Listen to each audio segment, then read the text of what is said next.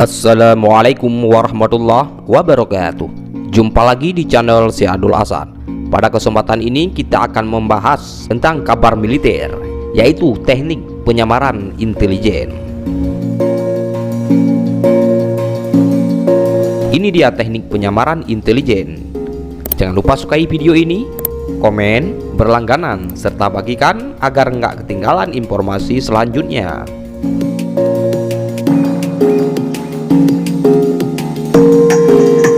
Indonesia pernah mengalami masa kejayaan kekuasaan intelijen. Saat itu citra intelijen sangat kuat dengan orang tegap, rambut gondrong, jaket kulit gelap, pistol di pinggang, HT, dan tidak lupa Toyota Hardtop sebagai tunggangan.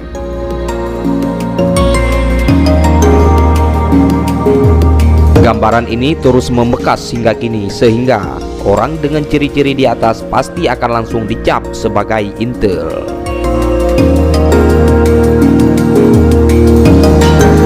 Apakah sebenarnya seorang petugas intelijen harus seperti ciri-ciri di atas? Sebenarnya tidak, sebab seorang petugas intelijen justru dituntut untuk terlihat seperti masyarakat biasa. Petugas intelijen yang sudah mengikuti pendidikan intelijen pasti tahu bahwa salah satu pelajaran dasar sebagai petugas intelijen adalah cover atau ketok untuk penyamaran. Seorang petugas intelijen ketika bertugas harus menggunakan cover atau harus menyamar. Tujuan penggunaan cover secara prinsip ada dua hal utama, yaitu supaya dalam bertugas seorang petugas intelijen tidak dicurigai dan bisa diterima oleh target operasi. Prinsip dasar dalam menentukan cover yang akan digunakan oleh seorang petugas intelijen sebagai berikut. Yang pertama, cover sebaiknya sesuatu yang benar-benar dijalani sehari-hari. Misal, seorang petugas intelijen mempunyai kerjaan sambilan sebagai dosen, maka gunakan cover tersebut. Keuntungan menggunakan cover ini dikarenakan cover yang satu ini sangat mudah dilakukan dan sudah dikenal oleh banyak orang. Secara otomatis akan ada pembenaran dari banyak pihak bahwa cover tersebut memang benar. Yang kedua, cover harus konsisten. Sebaiknya pada saat bertugas maupun tidak bertugas selalu konsisten menggunakan cover yang sama. Sebab jika cover petugas intelijen berubah-ubah, maka akan menimbulkan kecurigaan bagi pihak oposisi. Contohnya, jika kita melihat seorang hari ini menjadi dosen, hari berikutnya menjadi tukang becak, dan setelah itu menjadi germo di lokalisasi, tentu kita akan curiga dan justru akan mengusut sebenarnya siapa dan mau apa orang tersebut. Yang ketiga, cover harus dilengkapi dengan dokumen jika memang cover tersebut formal. Misal, cover menjadi wartawan, tentu saja harus dilengkapi dengan kartu pers dan bukti tulisan yang sudah pernah dimuat di media. Yang keempat, cover tidak hanya status tapi juga aksi atau cover action. Jika petugas intelijen menggunakan cover sebagai guru, tentu saja harus mengajar. Cover sebagai tukang becak harus mengayuh becak. Jangan pernah terjadi jika petugas intelijen menggunakan cover tukang becak, tetapi saat ada penumpang mau menggunakan jasanya tidak mau. Ini akan menimbulkan kecurigaan pihak oposisi. Di samping itu ada beberapa hal yang harus dihindari dalam pemilihan dan penggunaan cover tersebut.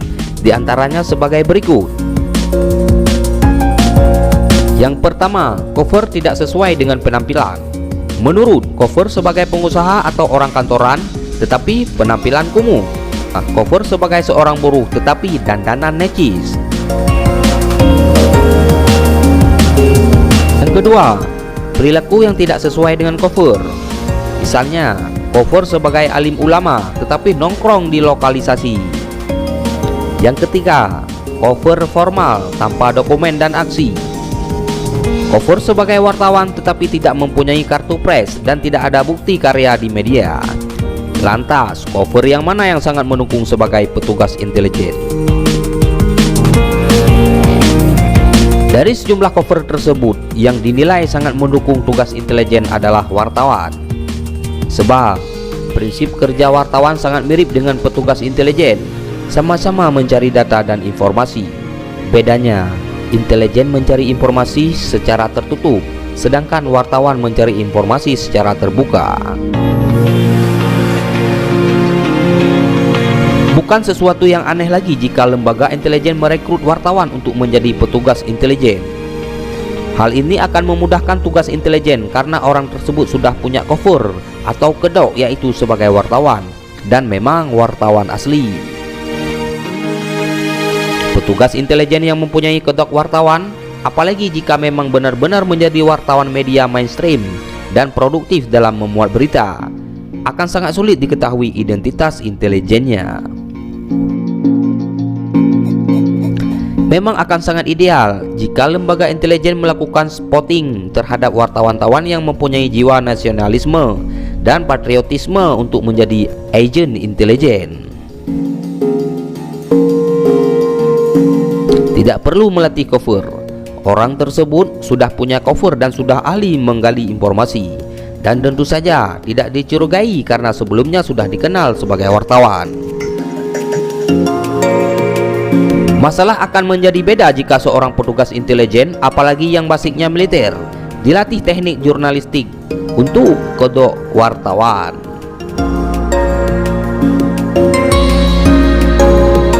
Tubuh tegap dan bicara patah-patahnya akan mudah dicurigai, dan tentu saja kemunculan wartawan baru dengan body ala aparat akan menarik perhatian. Intelijen dan wartawan sama-sama mempunyai tugas mencari informasi dengan teknik dan tujuan yang berbeda. Kesimpulannya, intelijen dan wartawan harus bekerja sesuai dengan kaidah etika profesi dan mentaati undang-undang, supaya informasi-informasi tersebut dapat bermanfaat untuk bangsa dan negara tanpa merugikan pihak tertentu. Jika memang tertarik dalam dunia intelijen, maka siapkanlah cover, termasuk dokumen pendukung dan aksinya. Cover adalah senjata utama seorang petugas intelijen, bukan pistol, bukan hati. Demikian sekilas informasi tentang kisah intelijen dan cover untuk penyamaran menjadi intelijen. Wassalamualaikum warahmatullahi wabarakatuh.